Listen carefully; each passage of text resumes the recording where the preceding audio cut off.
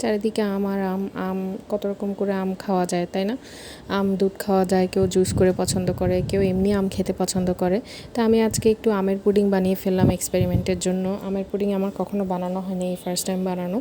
তো আমি আমের পুডিং বানানোর জন্য 3টা আম নিয়ে নিলাম। 3টা আম নেওয়ার পরে এরপরে ওইটাকে ব্লেন্ড করে নিলাম। ব্লেন্ড করার পর এরপর 1/2 লিটার দুধ নিয়ে নিলাম। 1/2 লিটার দুধটা জাল হওয়ার পর চিনি মিক্স করে দিলাম। চিনি যে যার পছন্দ অনুযায়ী দিলেই ভালো। আমি মিষ্টি আম নিয়েছি, তাই চিনি একটু কম দিয়েছি।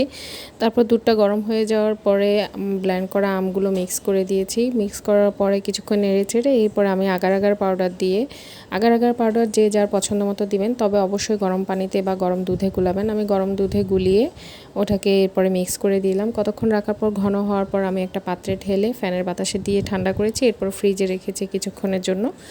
ফ্রিজে রাখার আধা ঘন্টার পরেই দেখলাম যে এটা জমে গেছে খুব সুন্দর। এরপরে সুন্দর করে কাটছিলাম, দেখি যে আমের টেস্টটা করে দেখি কেমন।